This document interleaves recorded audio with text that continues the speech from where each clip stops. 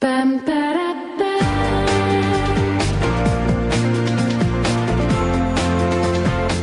A spoonful of honey to cure a sore throat and not swimming after eating, all advice passed down from maybe your grandma, but are these remedies really helpful? Here to share the truth behind that old homegrown health advice.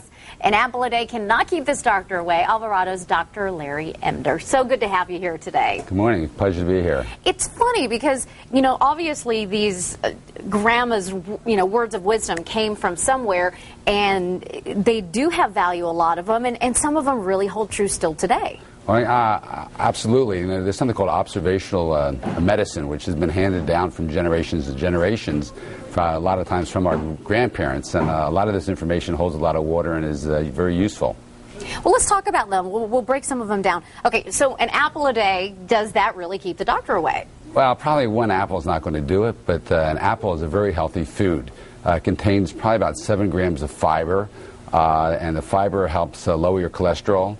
It also has soluble fibers, which kind of keeps the moisture or water in the colon, which helps with digestion and detoxification. So it's a very healthy food, a low glycemic index food, and has a lot of vitamins in it. So I definitely give that a thumbs up. All right, we've heard before that ginger is good if you're kind of feeling nauseous, that seasickness kind of feeling. Does that really help?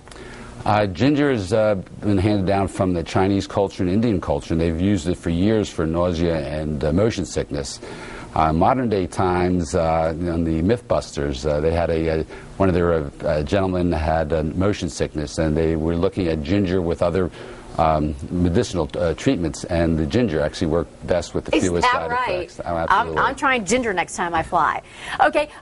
What about your grandma? Because you said that your grandma gave you some words of wisdom, too, that really can hold strong still today. Well, I had asthma as a child, and she always said the reason why I had asthma was I didn't chew my food. And she always said, chew your food like 22 times a mouthful.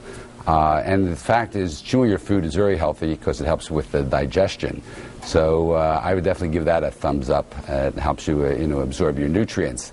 The other thing she used to do is take every night a hot bowl of water and take a lemon, squeeze it in it, and drink the lemon water. You said people thought she was kind of cuckoo for doing that back then. Yeah, I thought she was crazy, but in reality it's a high source of vitamin C.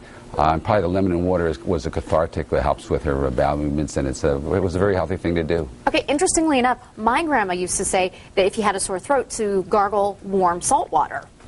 Salt water is great. It probably in the high concentrations in the water, it will have an antiviral effect on the viruses in your throat. It's also very soothing, and I've been doing it for the last week because I've had a little upper respiratory tract infection. So I'd give that a thumbs up, too. Okay, awesome. All right, now, are parents or grandparents, are they just being mean when they say kids got to wait 30 minutes to go in the pool, or is there really a method to that madness? Well, there is. After you eat, blood supply is shunted to your stomach to help carry the nutrients away, which means that there's less blood available for your muscles. So when you go swimming and after a heavy meal, there may not be enough blood going to the muscles. Lactic acid could build up, and that's why you would kind of get cramping. So I would say definitely listen to your mother and grandmother and don't go in right after eating. Okay, not just meanies. All right.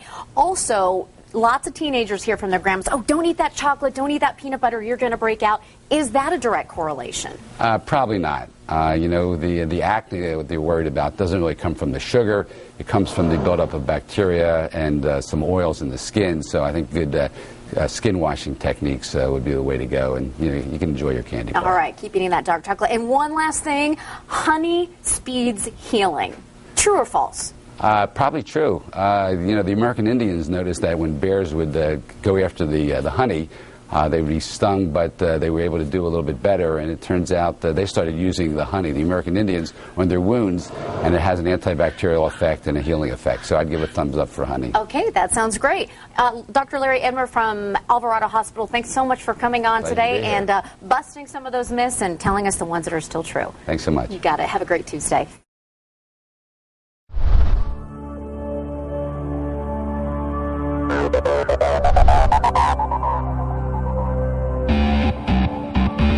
Bye.